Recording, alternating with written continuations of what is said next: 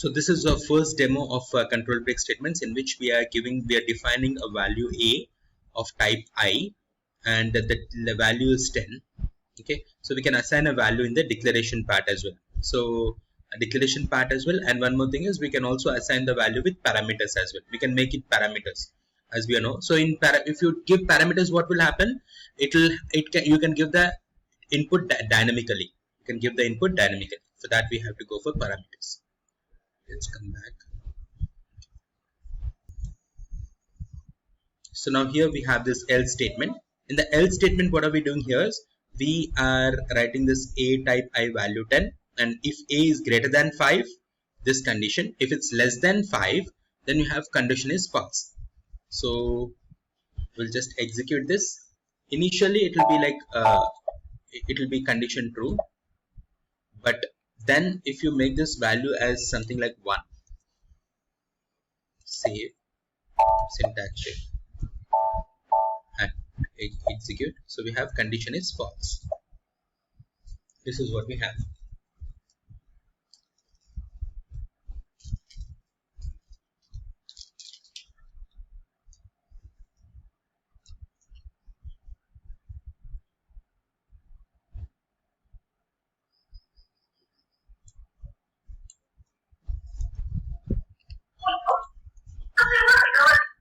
So in this demo we have a type I value 2.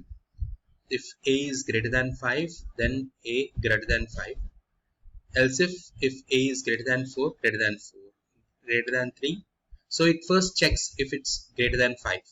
If it's greater than 5, it completes this and comes out of this loop. Okay, if any of the conditions is satisfied, after that it will not go into the loop, it will come out of the loop. Okay, so this we have else if, and then we have the else part. Execute this. So the value is 2, so 2 less than 3.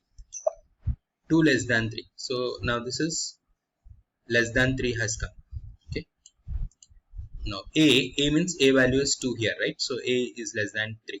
Okay. This is what we have. I hope so. Only intention of this entire if change statement is that we have else ifs here. Else if. So how to use the else if is what is we are discussing here. I guess you are clear with this concept, wherein like we have a greater than 5.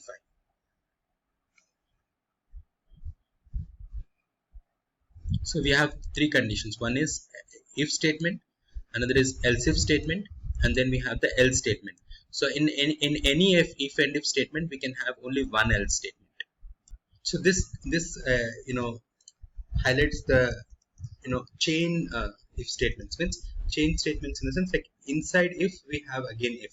So we'll go for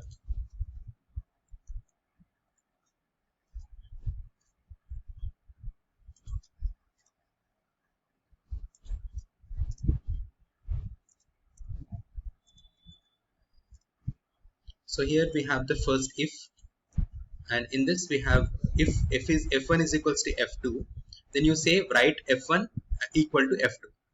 But else means it will come to the this one.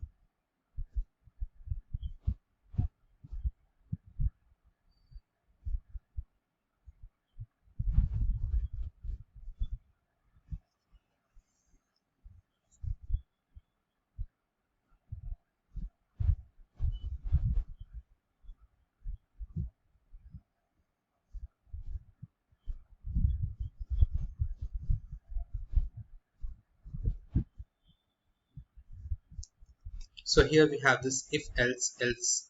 In else we have if statement, we have the right statement here, and we have else and the right statement here. So how many else statements are there here is that we can have a chain kind of a statement here. So this is if and if. Then again we have this if and if is different again.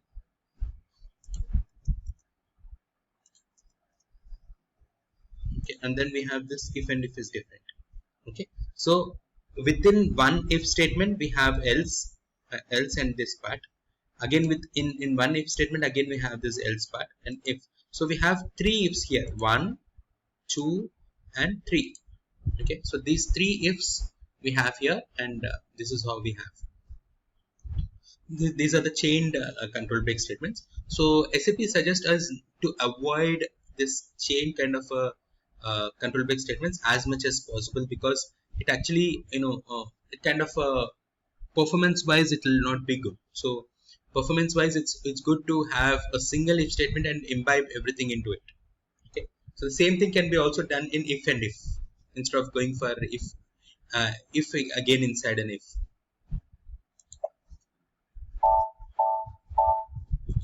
But ultimately this is a possibility that we have. So case statement, as we all know, we will just have a condition on a particular field, a single field, single option. So we cannot have conditions on multiple variables. So we can have on a single variable, and the variable in our case is a. So a, if a is 3, then it is equals to 3. 4 equals to 4. Others not found. So this is what we have. A simple statement to be understood. So let me show you the output of this. So the output would be 4 equals 4. That is what is the condition that got. So we have data f1 type I, value 2. So the value of f1 is 2. So what should be executed is this one, when 2 should be executed. This one should be executed. So this is what we have. So we'll go ahead with that. Execute. And f1 is equal to 2 will be processed here. So f1 is equal to 2 is processed here. Okay, and the best alternative for this is here. You can use the same, you can do the same thing in the if statement as well. But if you see, in general, a case statement comparatively looks simple and easy to use. So here we have data f1 type I, value 2. If f1 is equal to 1, write f1 is equal to 1. f1 is equal to 2, f1 is equal to 2, f1 is equal to 3. So f1 is not 1, 2 or 3. So this is what we have. Okay, so same condition we are writing in if statement. That's it.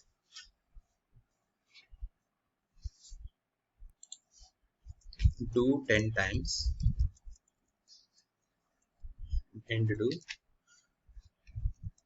right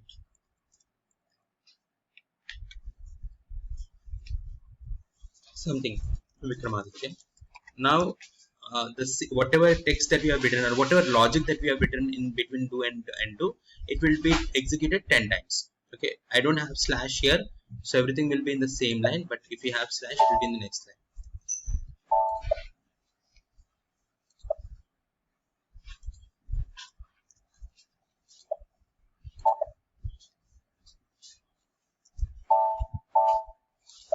So it will be now in the next line. So do just does things multiple number of times. How many times? How many times you say here, that many. What happens when you say continue? Continue skips. It directly goes to the end loop. It will go to the end of the loop. Okay. So if sy index is 2, then it says continue. Means 4 times means first time sy index value will be 1. It will be printed because we have the right statement here. Second time it will be 2. It will skip. So it will not type. Third time it will be 3. So that will be done. Fourth time it will be 4. It will be done. This is what we have. So when you execute this, except 2, rest of all the values will be printed.